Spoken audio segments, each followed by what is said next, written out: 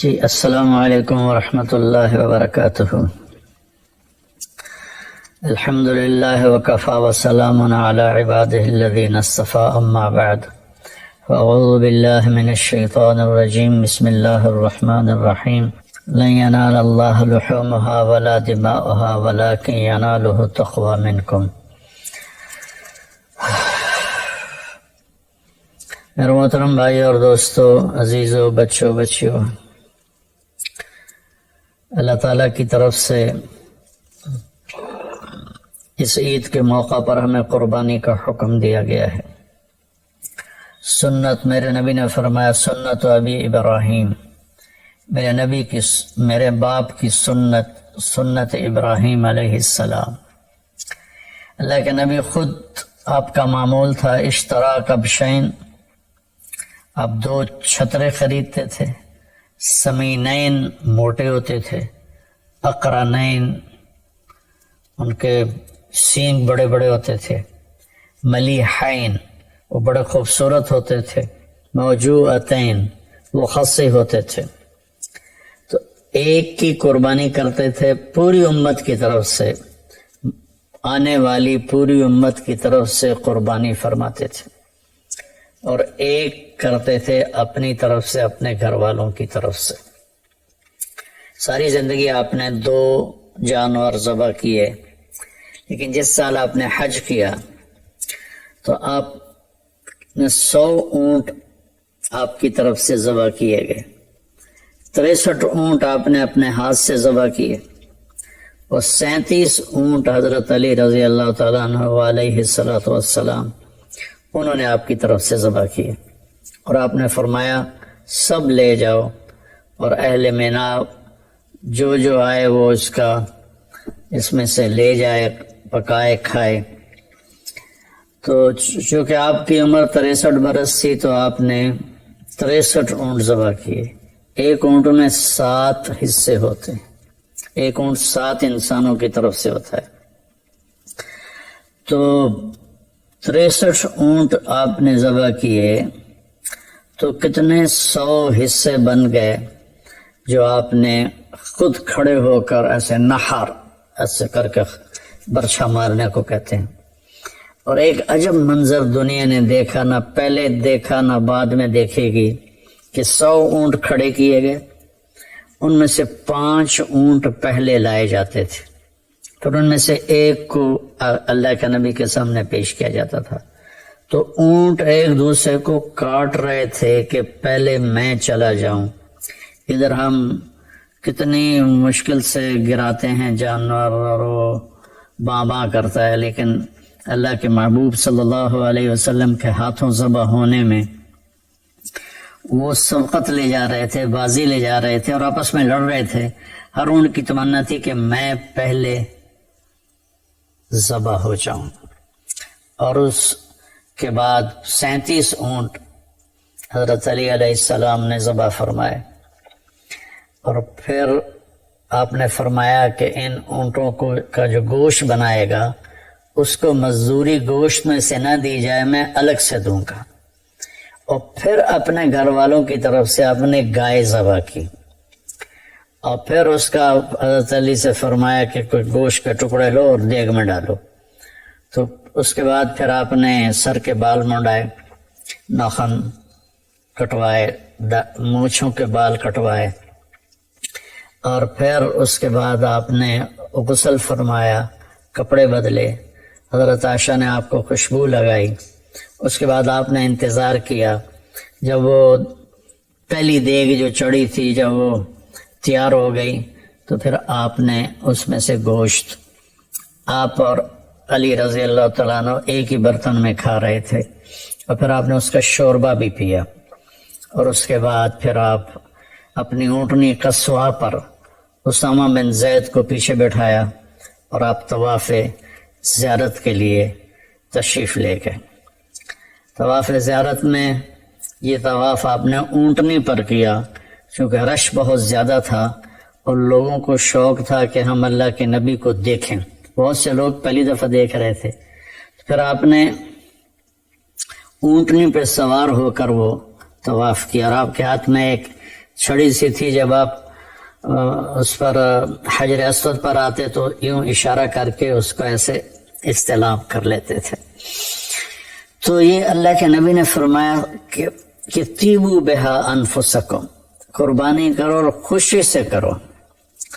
تو کچھ لوگ کہتے ہیں کہ اس کا کیا فائدہ، غریبوں کو دے دیا جائے۔ تو ہمیں تو اپنے نبی سے لینا ہے درس اور سبق۔ آپ کے زمانے میں تو بہت غربت تھی، تو 100 اونٹ کتنے ہزاروں درم کے بنتے ہوں گے، وہ آپ غریبوں میں بانٹ دیتے۔ تو یہ اس طرح تقابل نہیں کرنا چاہیے، یہ بہت بڑی نادانی کی بات ہے۔ جب ایک چیز میرے نبی سے زندہ ثابت ہے تو پھر اس پر اپنی عقلی دلیلیں دینا یہ ہمارے ایمان کی کمزوری بھی ہے، اور ہماری آخرت کا اس میں نقصان بھی ہے کہ اللہ اور اللہ کا رسول تنقید سے پاک ہے۔ لیکن مجھ پہ تنقید کریں، کسی اور پہ تنقید کریں، وہ جائز ہے۔ تو اور جو روح قربانی ہے وہ ہے اصل میں جب ہم جانور پہ چھری پھیرتے ہیں تو یہ ایک پہچان ہے کہ میں اپنے غلط جذبات پہ چھری پھیر رہا ہوں۔ میں اس چھری پھیرنے کے بعد جھوٹ پہ چھری پھیر رہا ہوں، بے ایمانی پہ چھری پھیر رہا ہوں، فحاشی پہ چھری پھیر رہا ہوں۔ ہر گندے برے گناہ سے میں بچنے کے لیے اپنے نفس پہ چھری پھیر رہا ہوں۔ اور اس کی ابتدا 4000 سال پہلے حضرت ابراہیم علیہ السلام سے ہوئی، جب اللہ تعالیٰ نے ان سے اتنی بڑی قربانی لی کہ 20-22 سال کی عمر میں شادی ہوئی ہوگی، 84 سال کی عمر میں اللہ نے آپ کو بیٹا دیا حضرت ہاجرہ سے۔ یہ وہ شہزادی تھیں، مصر کے بادشاہ کی بیٹی تھیں، بعضے کہتے ہیں باندھی تھیں۔ تو جب وہ پیدا ہو گئے تو اللہ تعالیٰ نے کہا کہ اس کو اپنے سے دور کر دو۔ ان کا کدھر کر دو؟ کہا جا میں کہوں۔ کہنے لگے مجھے تو پتہ نہیں آپ کہاں کہہ رہے ہیں۔ تو اللہ تعالیٰ نے فرمایا کہ جبریل تمہیں راستہ بتائے گا۔ جبریل انسانی شکل میں آئے اور اونٹنی پر سوار ہو کر آگے چلے۔ پچھلی اونٹنی پر حضرت ہاجرہ، اسماعیل علیہ السلام اور ابراہیم علیہ السلام۔ یہ کوئی 1 مہینے کا سفر تھا جو 1 سیکنڈ میں جبریل یوں پکڑ کے وہاں پہنچا سکتے تھے، لیکن اسباب کی دنیا اور مشقت اور امتحان یہ ساری چیزیں مطلوب تھیں، تو وہ سارا سنگ لاخ سفر مکہ کے کالے پہاڑ، بہت شروع میں جب عمرے پر گیا 84 میں، تو بلڈنگیں نہیں تھیں، چھوٹے عمارتیں تھیں، تو اس کے پہاڑوں کو دیکھ کے ایک ہیبت طاری ہوتی تھی۔ اور 4000 سال پہلے جب وہاں کچھ بھی نہیں تھا، اور 4 پہاڑ یوں، 2 یوں اور 2 یوں، اور اس کے بیچ میں ایک وادی۔ جب وہاں پہنچے تو جبریل نے کہا اپنی بیگم اور بچے کو یہاں اتار دیں۔ تو آگ میں ڈالے گئے تو کچھ نہیں بولے۔ جب یہاں انہوں نے کہا تو کہنے لگے یہاں ڈال دوں، یہاں تو کچھ بھی نہیں ہے، یہاں تو کچھ بھی نہیں ہے۔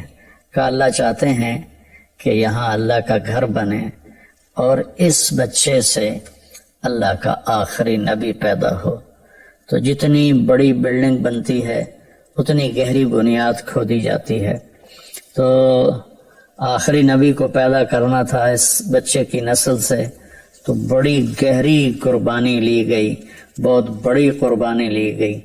جب ابراہیم علیہ السلام دونوں کو چھوڑ کے واپس ہوئے تو حضرت ہاجرہ حیران پریشان کہ جنگل بیابان، نہ پانی، نہ سایہ، نہ انسان، حتیٰ کہ پرندے بھی کوئی نہیں۔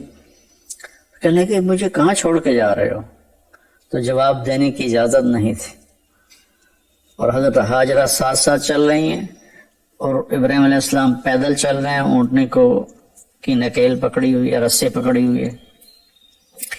چلتے چلتے چلتے چلتے کوئی 3 کلومیٹر پہاڑ اونچے نیچے۔ تو آج کل جہاں اس کے زمزم کے ڈیلیوری کے لیے ایک بہت بڑا سسٹم لگایا ہوا ہے، جب وہاں پہنچے تو حضرت ہاجرہ کو خیال آیا یہ نبی ہیں، تو وہ رک کر کہنے لگے اللہ امرک، کہ اللہ نے کہا ہے؟ تو آپ نے یوں سر ہلایا کہ اذن لن یضیعنا اللہ، اچھا پھر جاؤ، اللہ ہمیں ضائع نہیں کرے گا۔ اور ابراہیم علیہ السلام اونٹنے پہ سوار ہوئے اور چلتے چلتے چلتے پہاڑی سے اتر کر جب غائب ہو گیا ہاجرہ کی نظروں سے تو پھر ایسے ہاتھ اٹھا دیے، ربنا انی اسکنت من ذریتی بواد غیر ذی زرع ربنا لیقیموا الصلاۃ۔ آگ میں ڈلے تو کوئی دعا نہیں کی، لیکن وہاں اتنا ہولناک منظر تھا آگ سے بھی زیادہ کہ دعا کی، یا اللہ میرا بچہ، میری بیگم کہاں چھوڑ کے جا رہا ہوں، اب تیرے سپرد ہے۔ تو حضرت ہاجرہ واپس آئیں۔ اب ذرا تصور فرمائیں، رات کو بجلی چلی جائے تو کتنی عورتیں ہیں جو چیخنے لگ جاتی۔ میرے بچے چھوٹے چھوٹے تھے تو جب بجلی جاتی تھی تو سارے ہی رونے لگ جاتے تھے۔ تو اندھیری گھپ رات، گھٹا ٹوپ اندھیرا اور سناٹا، ہوا کی آواز بھی کوئی نہیں، اور ان چار پہاڑوں کے درمیان مصر کی شہزادی ایک بچے کو گود میں لے کے بیٹھی ہوئی ہے۔ یہ کیا میرے رب نے ہمیں کہانی سنائی ہے۔ 3 دن کے بعد وہ پانی ختم ہو گیا جو مشکیزے میں تھا، زادرہ بھی ختم ہو گیا۔ پھر جو صفا مروہ کے چکر لگائے بے قراری کے ساتھ، پتہ تھا کہ یہاں کچھ بھی نہیں ہے، لیکن بے قرار ماں کبھی ادھر کبھی ادھر کبھی ادھر کبھی ادھر۔ تو اللہ کا شکر ہے کہ 7ویں چکر پہ وہ تھک کے گر گئیں، اور وہ ان کو یہ ہو گیا کہ میں یہاں مر جاؤں، میرا بیٹا وہاں مر جائے، میں بچے کو مرتا تڑپتا دیکھ نہیں سکتی، تو ایسے نڈھال ہو کے گر گئی۔ اگر وہ کوئی اور چکر لگا، ابھی تو 7 چکر ہمارے لیے مشکل ہوتے ہیں، تو اگر کوئی اور چکر لگا لیتی تو کتنا مشکل ہوتا۔ تو ایسے انہوں نے اپنے بچے کو دیکھا کہ مر گیا یا زندہ ہے، تو وہاں ایک آدمی نظر آیا، تو ایک دم ماں کے اندر ایک جان پیدا ہوئی اور وہ بھاگی، آگے گئی تو بندہ غائب تھا، وہ جبریل تھے انسانی شکل میں۔ انہوں نے آ کر ایسے پر مارا اور حضرت اسماعیل کی ایڑیوں سے چشمہ ابل کے باہر نکل آیا۔ زمزم کا کنویں کو 4000 سال ہو گئے، آج تک اس کا سورس کیا ہے، یہ پانی کہاں سے آ رہا ہے، آج تک کسی کو معلوم نہیں ہے۔ اور ابھی تو بہت بڑی ٹیکنالوجی ہے، انہوں نے بڑے بڑے جیولوجسٹ بلا کر اس کے سورس کو طائف تک ڈھونڈا، کہیں بھی نہیں ملا۔ جب وہ موٹر چلتی ہے کنویں کی تو پانی ابل ابل کے 4-5 دہانے ہیں وہاں سے نکل کے اندر آنا شروع ہو جاتا ہے۔ تو پھر جب بچہ فلما بلغ معه السعی، جب بچہ بھاگنے دوڑنے والا بن گیا تو اللہ نے کہا جاؤ جا کے ذبح کر دو۔ تو ابراہیم علیہ السلام کو آپ ذرا تصور کریں کہ جب وہ فلسطین سے چلے ہوں گے چھری لے کر، پورے راستے میں کن خیالوں کے ساتھ چلے ہوں گے کہ میں بچہ ذبح کرنے جا رہا ہوں، میں بچہ ذبح کرنے جا رہا ہوں، میں بچہ ذبح کرنے جا رہا ہوں۔ اور عمر اس وقت ان کی کوئی 90 سال ہو چکی تھی۔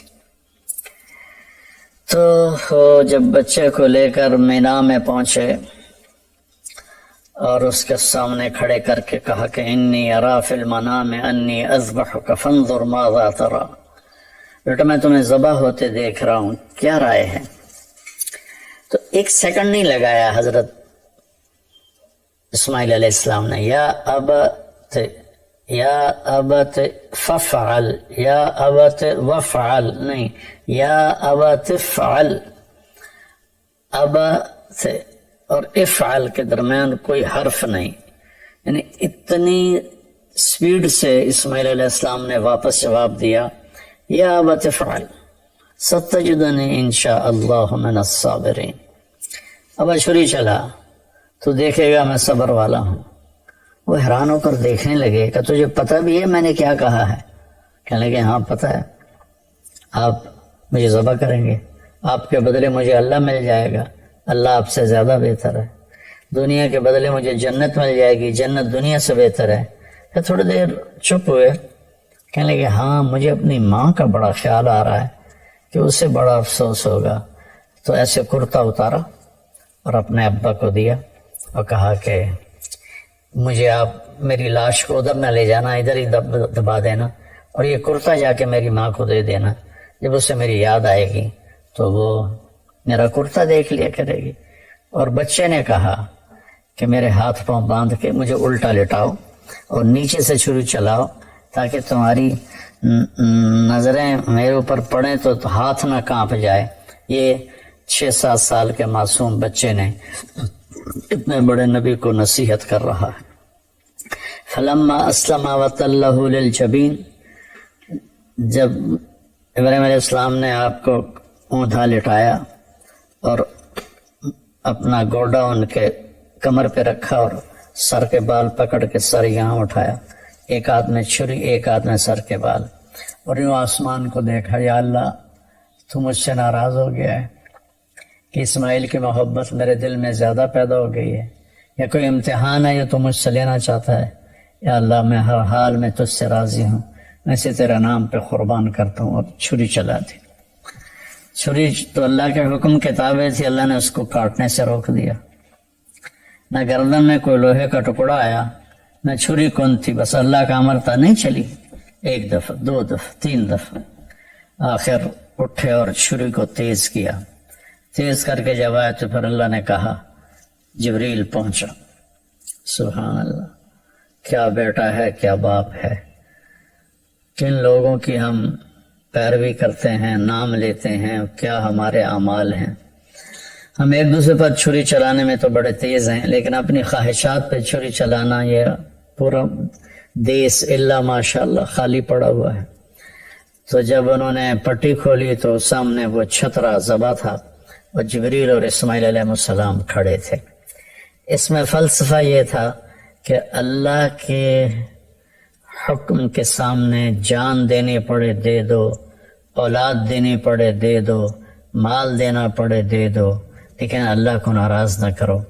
اس کے بدلے میں اللہ ایک بہت عالی شان ہمیشہ کی زندگی نصیب فرمائے گا، جس کے بارے میں اللہ فرماتا ہے، فَلَا تَعْلَمُ نَفْسٌ مَا أُخْفِيَ لَهُم مِّن قُرَّةِ أَعْيُنٍ جَزَاءً بِمَا كَانُوا يَعْمَلُونَ، کہ میرے بندو تمہیں پتہ لگ ہی نہیں سکتا تمہاری آنکھوں کی ٹھنڈک کے لیے میں نے کیا سامان تیار کیا ہوا ہے. تو میرے عزیزو، یہ قربانی ایک پیغام ہے کہ اللہ رسول کو راضی کرنے میں ہم اپنی خواہشات کی قربانی دیں اور اپنے نبی کو، اپنے اللہ کو خوش کریں. تو اس وقت ہمارے ملکی حالات بہت ابتر ہیں. میں تو یہاں دیہات میں ہوں، غریبوں کے چولہے بند ہو چکے ہیں، 1 وقت پکاتے ہیں 2 وقت بھوکے رہتے ہیں. بہت بری حالت ہے. میں نے زندگی میں کبھی ایسی بری حالت نہیں دیکھی جو میں اب دیکھ رہا ہوں. میں یہاں شکر ہے ایک فاؤنڈیشن بنائی ہے اور ویلفیئر کا کام کرتا ہوں، لیکن ہم عاجز آ گئے ہیں. اتنے سائل ہیں کہ میرے پاس محدود وسائل ہیں، میں بے بس ہو گیا ہوں. تو میری سب سے گزارش ہے کہ اپنے اللہ کی طرف رجوع کریں، اپنے اللہ سے مانگیں کہ یا اللہ ہمارے اوپر آئی ہوئی یہ سختی دور فرما دے اور ہم سے راضی ہو جا. جن گناہوں کی وجہ سے یا اللہ تو ناراض ہوا اور میرا دیس ایک جنگل بن گیا، یا اللہ تو ہم سب کے وہ گناہ معاف فرما. اس میں بھی مجرم ہوں اور 22 کروڑ عوام بشمول حکومت سب جتنے محکمے ہیں، ہم سارے اس میں مجرم ہیں کہ ہم نے اس چھوٹی سی دنیا اور چند دن کی زندگی کے پیچھے اپنے اللہ کو بھی ناراض کیا ہوا ہے، اپنے رسول کو بھی ناراض کیا ہوا ہے، اپنی قبر کو بھی آگ سے بھرا ہوا ہے اور اپنے حشر کو بھی تباہی سے ہم نے بھرا ہوا ہے. ہمارے سامنے صرف یہی زندگی ہے جس کا اللہ تعالیٰ کہتا ہے یعلمون ظاہرا من الحیات الدنیا وہم عن الآخرۃ ہم غافلون.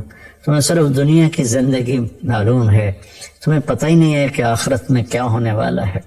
جب اللہ دے گا تو ایسا دے گا کہ کسی کا تصور نہیں ہو. جب اللہ پکڑے گا تو ایسا پکڑے گا کہ کسی کو تصور نہیں. ان بطش ربک لشدید، تیرے رب کی پکڑ انتہائی سخت ہے. میرے نبی نے فرمایا جہنم سے ایک ڈول پانی نکال کے 7 سمندر میں ڈالو تو 7 سمندر ابل جائیں گے. تو اس پانی کا ٹیمپریچر کیا ہوگا. اور دوسری طرف فرمایا کہ جنت سے ایک نوخن کے برابر کسی چیز کو یوں کر کے زمین پہ رکھ دو تو ساری کائنات وہ خوشبو سے بھر جائے گی اور روشن ہو جائے گی. تو دینا بھی بڑے اعلیٰ طریقے کا ہے، پکڑنا بھی اس کا بہت خوفناک ہے. بھائیو، ہر آدمی اپنے نفس کو اپنے آپ کو جانتا ہے کہ وہ صحیح کر رہا ہے یا غلط کر رہا ہے.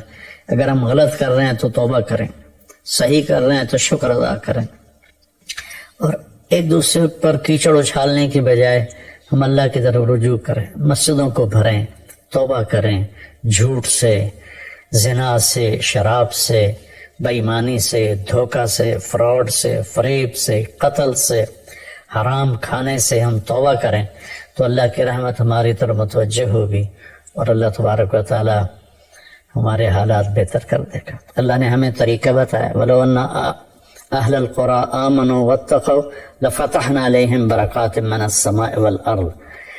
اگر یہ شہر کے لوگ ایمان لے آئیں اور تقوی اختیار کریں تو زمین آسمان کے برکتوں کے دروازے میں کھول دوں گا.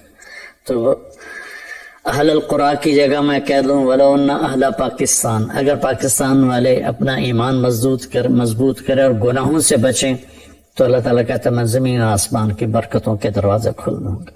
تو بھائیو، مصیبت کو ٹالنے کا راستہ ایک دوسرے کو برا بھلا کہنا نہیں ہے، مصیبت کو ٹالنے کا راستہ اللہ کے سامنے آہوزاری کرنا ہے.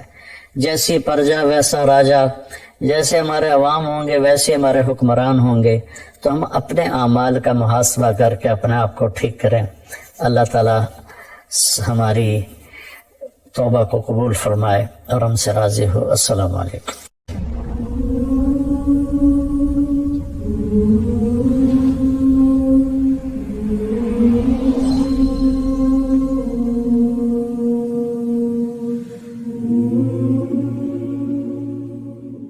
جی السلام علیکم ورحمۃ اللہ وبرکاتہ. الحمد للہ وکفی وسلام علی عبادہ الذین اصطفی، اما بعد فاعوذ باللہ من الشیطان الرجیم. بسم اللہ الرحمن الرحیم. لن ینال اللہ لحومها ولا دماؤها ولکن ینالہ التقوی منکم. میرے محترم بھائی اور دوستو، عزیزو، بچوں، بچیوں، اللہ تعالیٰ کی طرف سے اس عید کے موقع پر ہمیں قربانی کا حکم دیا گیا ہے. سنت، میرے نبی نے فرمایا سنت ابی ابراہیم، میرے باپ کی سنت ابراہیم علیہ السلام. اللہ کے نبی خود، آپ کا معمول تھا اشتراک بشین، آپ 2 چھترے خریدتے تھے.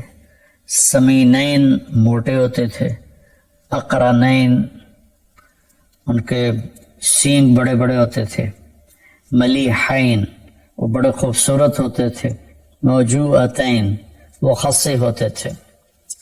تو ایک کی قربانی کرتے تھے پوری امت کی طرف سے، آنے والی پوری امت کی طرف سے قربانی فرماتے تھے، اور ایک کرتے تھے اپنی طرف سے، اپنے گھر والوں کی طرف سے. ساری زندگی آپ نے 2 جانور ذبح کیے، لیکن جس سال آپ نے حج کیا تو آپ نے 100 اونٹ آپ کی طرف سے ذبح کیے گئے. 63 اونٹ آپ نے اپنے ہاتھ سے ذبح کیے، اور 37 اونٹ حضرت علی رضی اللہ تعالیٰ عنہ علیہ السلام انہوں نے آپ کی طرف سے ذبح کیے. اور آپ نے فرمایا سب لے جاؤ، اور اہل مینا جو آئے وہ اس میں سے لے جائے، پکائے، کھائے. تو چونکہ آپ کی عمر 63 برس تھی تو آپ نے 63 اونٹ ذبح کیے. ایک اونٹ میں 7 حصے ہوتے ہیں، ایک اونٹ 7 انسانوں کی طرف سے ہوتا ہے. تو 63 اونٹ آپ نے ذبح کیے تو کتنے 100 حصے بن گئے جو آپ نے خود کھڑے ہو کر ایسے نہر ایسے کر کے برچھا مارنے کو کہتے ہیں. اور ایک عجب منظر دنیا نے دیکھا، نہ پہلے دیکھا نہ بعد میں دیکھے گی، کہ 100 اونٹ کھڑے کیے گئے، ان میں سے 5 اونٹ پہلے لائے جاتے تھے، پھر ان میں سے ایک کو اللہ کے نبی کے سامنے پیش کیا جاتا تھا. تو اونٹ ایک دوسرے کو کاٹ رہے تھے کہ پہلے میں چلا جاؤں. ادھر ہم کتنی مشکل سے گراتے ہیں جانور اور وہ باں باں کرتا ہے، لیکن اللہ کے محبوب صلی اللہ علیہ وسلم کے ہاتھوں ذبح ہونے میں وہ سبقت لے جا رہے تھے، بازی لے جا رہے تھے اور آپس میں لڑ رہے تھے. ہر اونٹ کی تمنا تھی کہ میں پہلے ذبح ہو جاؤں. اور اس کے بعد 37 اونٹ حضرت علی علیہ السلام نے ذبح فرمائے. اور پھر آپ نے فرمایا کہ ان اونٹوں کو کا جو گوشت بنائے گا اس کو مزدوری گوشت میں سے نہ دی جائے، میں الگ سے دوں گا. اور پھر اپنے گھر والوں کی طرف سے آپ نے گائے ذبح کی. اور پھر اس کا حضرت علی سے فرمایا کہ کوئی گوشت کے ٹکڑے لو اور دیگ میں ڈالو. تو اس کے بعد پھر آپ نے سر کے بال منڈائے، ناخن کٹوائے، مونچھوں کے بال کٹوائے. اور پھر اس کے بعد آپ نے غسل فرمایا، کپڑے بدلے. حضرت عائشہ نے آپ کو خوشبو لگائی. اس کے بعد آپ نے انتظار کیا. جب وہ پہلی دیگ جو چڑھی تھی جب وہ تیار ہو گئی تو پھر آپ نے اس میں سے گوشت، آپ اور علی رضی اللہ تعالیٰ عنہ ایک ہی برتن میں کھا رہے تھے، اور پھر آپ نے اس کا شوربہ بھی پیا. اور اس کے بعد پھر آپ اپنی اونٹنی قصوہ پر اسامہ بن زید کو پیچھے بیٹھایا اور آپ طواف زیارت کے لیے تشریف لے گئے. طواف زیارت میں یہ طواف آپ نے اونٹنی پر کیا چونکہ رش بہت زیادہ تھا اور لوگوں کو شوق تھا کہ ہم اللہ کے نبی کو دیکھیں. بہت سے لوگ پہلی دفعہ دیکھ رہے تھے. پھر آپ نے اونٹنی پہ سوار ہو کر وہ طواف کیا اور آپ کے ہاتھ میں ایک چھڑی سی تھی. جب آپ اس پر حجر اسود پر آتے تو یوں اشارہ کر کے اس کو ایسے استلام کر لیتے تھے. تو یہ اللہ کے نبی نے فرمایا کہ تیبو بہا انفسکم، قربانی کرو اور خوشی سے کرو. تو کچھ لوگ کہتے ہیں کہ اس کا کیا فائدہ، غریبوں کو دے دیا جائے. تو ہمیں تو اپنے نبی سے لینا ہے درس اور سبق. آپ کے زمانے میں تو بہت غربت تھی، تو 100 اونٹ کتنے ہزاروں درم کے بنتے ہوں گے، وہ آپ غریبوں میں بانٹ دیتے. تو یہ اس طرح تقابل نہیں کرنا چاہیے، یہ بہت بڑی نادانی کی بات ہے. جب ایک چیز میرے نبی سے زندہ ثابت ہے تو پھر اس پر اپنی عقلی دلیلیں دینا یہ ہمارے ایمان کی کمزوری بھی ہے اور ہماری آخرت کا اس میں نقصان بھی ہے کہ اللہ اور اللہ کا رسول تنقید سے پاک ہے. تاکہ مجھ پہ تنقید کریں، کسی اور پہ تنقید کریں، وہ جائز ہے. تو اور جو روح قربانی ہے وہ ہے اصل میں جب ہم جانور پہ چھری پھیرتے ہیں تو یہ ایک پہچان ہے کہ میں اپنے غلط جذبات پہ چھری پھیر رہا ہوں. میں اس چھری پھیرنے کے بعد جھوٹ پہ چھری پھیر رہا ہوں، بے ایمانی پہ چھری پھیر رہا ہوں، فحاشی پہ چھری پھیر رہا ہوں. ہر گندے برے گناہ سے میں بچنے کے لیے اپنے نفس پہ چھری پھیر رہا ہوں. اور اس کی ابتدا 4000 سال پہلے حضرت ابراہیم علیہ السلام سے ہوئی. جب اللہ تعالیٰ نے ان سے اتنی بڑی قربانی لی کہ 20-22 سال کی عمر میں شادی ہوئی ہوگی، 84 سال کی عمر میں اللہ نے آپ کو بیٹا دیا حضرت ہاجرہ سے، جو شہزادی تھیں، مصر کے بادشاہ کی بیٹی تھی، بعض کہتے ہیں باندی تھی. تو جب وہ پیدا ہو گئے تو اللہ تعالیٰ نے کہا کہ اس کو اپنے سے دور کر دو. ان کا کدھر کر دو؟ کہا جا میں کہوں. کہنے لگے مجھے تو پتہ نہیں آپ کہاں کہہ رہے ہیں. تو اللہ تعالیٰ نے فرمایا کہ جبریل تمہیں راستہ بتائے گا. جبریل انسانی شکل میں آئے اور اونٹنی پر سوار ہو کر آگے چلے. پچھلی اونٹنی پر حضرت ہاجرہ، اسماعیل علیہ السلام اور ابراہیم علیہ السلام. یہ کوئی 1 مہینے کا سفر تھا جو 1 سیکنڈ میں جبریل یوں پکڑ کے وہاں پہنچا سکتے تھے، لیکن اسباب کی دنیا اور مشقت اور امتحان یہ ساری چیزیں مطلوب تھیں. تو وہ سارا سنگ لاخ سفر، مکہ کے کالے پہاڑ، بہت شروع میں جب عمر پر گیا 84 میں تو بلڈنگیں نہیں تھیں، چھوٹے عمارتیں تھیں. تو اس کے پہاڑوں کو دیکھ کے ایک ہیبت طاری ہوتی تھی. اور 4000 سال پہلے جب وہاں کچھ بھی نہیں تھا اور 4 پہاڑ یوں، 2 یوں اور 2 یوں، اور اس کے بیچ میں ایک وادی. جب وہاں پہنچے تو جبریل نے کہا اپنی بیگم اور بچے کو یہاں اتار دیں.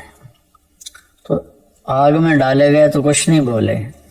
جب یہاں انہوں نے کہا تو کہنے لگے یہاں ڈال دو, یہاں تو کچھ بھی نہیں ہے, یہاں تو کچھ بھی نہیں ہے. کہ اللہ چاہتے ہیں کہ یہاں اللہ کا گھر بنے اور اس بچے سے اللہ کا آخری نبی پیدا ہو. تو جتنی بڑی بلڈنگ بنتی ہے اتنی گہری بنیاد کھودی جاتی ہے. تو آخری نبی کو پیدا کرنا تھا اس بچے کی نسل سے, تو بڑی گہری قربانی لی گئی, بہت بڑی قربانی لی گئی. جب ابراہیم علیہ السلام دونوں کو چھوڑ کے واپس ہوئے تو حضرت ہاجرہ حیران پریشان کہ جنگل بیابان, نہ پانی, نہ سایہ, نہ انسان, حتیٰ کہ پرندے بھی کوئی نہیں. کہنے کہ مجھے کہاں چھوڑ کے جا رہے ہو؟ تو جواب دینے کی اجازت نہیں تھی. اور حضرت ہاجرہ ساتھ ساتھ چل رہی ہیں اور ابراہیم علیہ السلام پیدل چل رہے ہیں, اونٹنے کو کی نکیل پکڑی ہوئی ہے, رسی پکڑی ہوئی ہے. چلتے چلتے چلتے چلتے کچھ 3 کلومیٹر پہاڑ اونچے نیچے اونچے نیچے. تو آج کل جہاں اس کے زمزم کے ڈیلیوری کے لیے ایک بہت بڑا سسٹم لگایا ہوا ہے, جب وہاں پہنچے تو حضرت ہاجرہ کو خیال آیا یہ نبی ہیں, تو وہ رک کر کہنے لگی اللہ امرک, کہ اللہ نے کہا ہے. تو آپ نے یوں سر ہلایا کہ اذن لن یضیعنا اللہ, اچھا پھر جاؤ اللہ ہمیں ضائع نہیں کرے گا. اور ابراہیم علیہ السلام اونٹنے پہ سوار ہوئے اور چلتے چلتے چلتے پہاڑی سے اتر کر جب غائب ہو گیا ہاجرہ کی نظروں سے تو پھر ایسے ہاتھ اٹھا دے, ربنا انی اسکنت من ذریتی بواد غیر ذی زرع ربنا لیقیموا الصلاۃ. آگ میں ڈلے تو کوئی دعا نہیں کی, لیکن وہاں اتنا ہولناک منظر تھا آگ سے بھی زیادہ کہ دعا کی یا اللہ میرا بچہ میری بیگم کہاں چھوڑ کے جا رہا ہوں, تیرے سپرد ہے. تو حضرت ہاجرہ واپس آئیں. اب ذرا تصور فرمائیں رات کو بجلی چلی جائے تو کتنی عورتیں ہیں جو چیخنے لگ جاتی. میرے بچے چھوٹے چھوٹے تھے تو جب بجلی جاتی تھی تو سارے ہی رونے لگ جاتے تھے. تو اندھیری گھپ رات, گھٹا ٹوپ اندھیرا اور سناٹا, ہوا کی آواز بھی کوئی نہیں. اور ان 4 پہاڑوں کے درمیان مصر کی شہزادی ایک بچے کو گود میں لے کے بیٹھی ہوئی ہے. یہ کیا میرے رب نے ہمیں کہانی سنائی ہے. 3 دن کے بعد وہ پانی ختم ہو گیا جو مشکیزے میں تھا, زاد راب بھی ختم ہو گیا. پھر جو صفا مروہ کے چکر لگائے بے قراری کے ساتھ, پتہ تھا کہ یہاں کچھ بھی نہیں ہے, لیکن بے قرار ماں کبھی ادھر کبھی ادھر کبھی ادھر کبھی ادھر. تو اللہ کا شکر ہے کہ 7ویں چکر پہ وہ تھک کے گر گئیں, اور وہ ان کو یہ ہو گیا کہ میں یہاں مر جاؤں, میرا بیٹا وہاں مر جائے, میں بچے کو مرتا تڑپتا دیکھ نہیں سکتی, تو ایسے نہیں ڈھال ہو کے گر گئی. اگر وہ کوئی اور چکر ابھی تو 7 چکر ہمارے لیے مشکل ہوتے ہیں, تو اگر کوئی اور چکر لگا لیتی تو کتنا مشکل ہوتا. تو ایسے انہوں نے اپنے بچے کو دیکھا کہ مر گیا یا زندہ ہے. تو وہاں ایک آدمی نظر آیا, تو ایک دم ماں کے اندر ایک جان پیدا ہوئی اور وہ بھاگی. آگے گئیں تو بندہ غائب تھا, وہ جبریل تھے انسانی شکل میں. انہوں نے آ کر ایسے پر مارا اور حضرت اسماعیل کی ایڑیوں سے چشمہ ابل کے باہر نکل آیا. زمزم کا کنویں کو 4000 سال ہو گئے, آج تک اس کا سورس کیا ہے, یہ پانی کہاں سے آ رہا ہے, آج تک کسی کو معلوم نہیں ہے. اور ابھی تو بہت بڑی ٹیکنالوجی ہے, انہوں نے بڑے بڑے جیولوجسٹ بلا کر اس کے سورس کو طائف تک ڈھونڈا, کہیں بھی نہیں ملا. جب وہ موٹر چلتی ہے کنویں کی تو پانی ابل ابل کے 4-5 دہانے ہیں وہاں سے نکل کے اندر آنا شروع ہو جاتا ہے.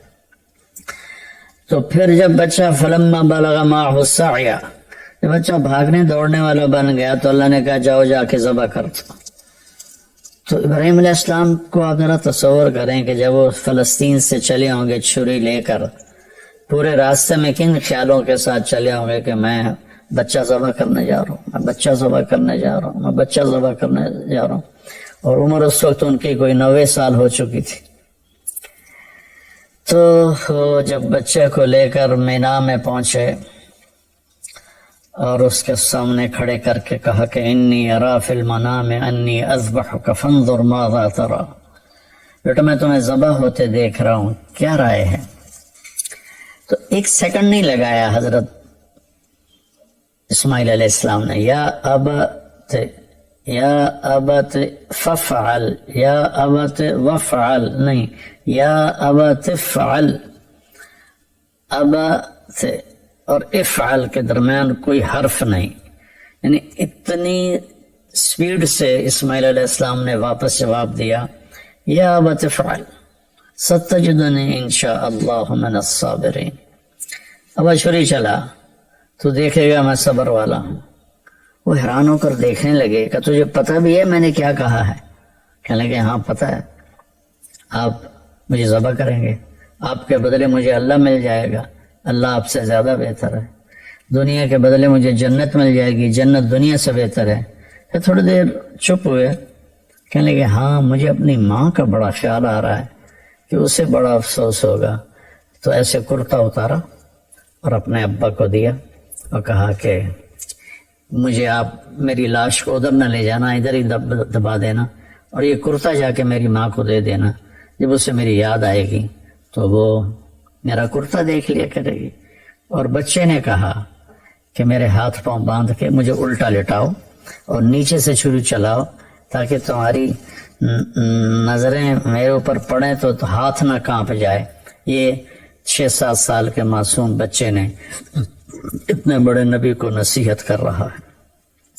فلما اسلم وتلہ للجبین، جب ابراہیم علیہ السلام نے آپ کو اونٹھا لٹایا اور اپنا گوڈا ان کے کمر پہ رکھا اور سر کے بال پکڑ کے سر یہاں اٹھایا، ایک ہاتھ میں چھری ایک ہاتھ میں سر کے بال، اور یوں آسمان کو دیکھا، یا اللہ تو مجھ سے ناراض ہو گیا ہے کہ اسماعیل کی محبت میرے دل میں زیادہ پیدا ہو گئی ہے، یا کوئی امتحان ہے یا تو مجھ سے لینا چاہتا ہے؟ یا اللہ میں ہر حال میں تجھ سے راضی ہوں، میں سے تیرے نام پہ قربان کرتا ہوں۔ اور چھری چلا دی، چھری تو اللہ کے حکم کے تابع تھی، اللہ نے اس کو کاٹنے سے روک دیا۔ نہ گردن میں کوئی لوہے کا ٹکڑا آیا، نہ چھری کون تھی، بس اللہ کا امر تھا، نہیں چلی، 1 دفعہ 2 دفعہ 3 دفعہ، آخر اٹھے اور چھری کو تیز کیا، تیز کر کے جب آئے تو پھر اللہ نے کہا جبریل پہنچو۔ سبحان اللہ، کیا بیٹا ہے، کیا باپ ہے، کن لوگوں کی ہم پیروی کرتے ہیں، نام لیتے ہیں، کیا ہمارے اعمال ہیں۔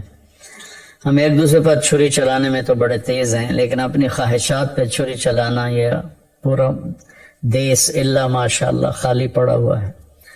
تو جب انہوں نے پٹی کھولی تو سامنے وہ چھترا ذبح تھا اور جبریل اور اسماعیل علیہ السلام کھڑے تھے۔ اس میں فلسفہ یہ تھا کہ اللہ کے حکم کے سامنے جان دینے پڑے دے دو، اولاد دینے پڑے دے دو، مال دینا پڑے دے دو، لیکن اللہ کو ناراض نہ کرو۔ اس کے بدلے میں اللہ ایک بہت عالی شان ہمیشہ کی زندگی نصیب فرمائے گا، جس کے بارے میں اللہ فرماتا ہے فَلَا تَعْلَمُ نَفْسٌ مَا أُخْفِيَ لَهُم مِّن قُرَّةِ أَعْيُنٍ جَزَاءً بِمَا كَانُوا يَعْمَلُونَ، کہ میرے بندو تمہیں پتہ لگ ہی نہیں سکتا تمہاری آنکھوں کی ٹھنڈک کے لیے میں نے کیا سامان تیار کیا ہوا ہے۔ تو میرے عزیزو، یہ قربانی ایک پیغام ہے کہ اللہ رسول کو راضی کرنے میں ہم اپنی خواہشات کی قربانی دیں اور اپنے نبی کو، اپنے اللہ کو خوش کریں۔ تو اس وقت ہمارے ملکی حالات بہت ابتر ہیں، میں تو یہاں دیہات میں ہوں، غریبوں کے چولہے بند ہو چکے ہیں، 1 وقت پکاتے ہیں، 2 وقت بھوکے رہتے ہیں، بہت بری حالت ہے۔ میں نے زندگی میں کبھی ایسی بری حالت نہیں دیکھی جو میں اب دیکھ رہا ہوں۔ میں یہاں شکر ہے ایک فاؤنڈیشن بنائی ہے اور ویلفیئر کا کام کرتا ہوں، لیکن ہم عاجز آ گئے ہیں، اتنے سائل ہیں کہ میرے پاس محدود وسائل ہیں، میں بے بس ہو گیا ہوں۔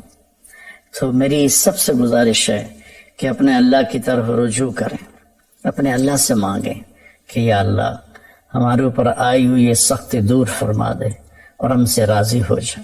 جن گناہوں کی وجہ سے یا اللہ تو ناراض ہوا اور میرا دیس ایک جنگل بن گیا، یا اللہ تو ہم سب کے وہ گناہ معاف فرما۔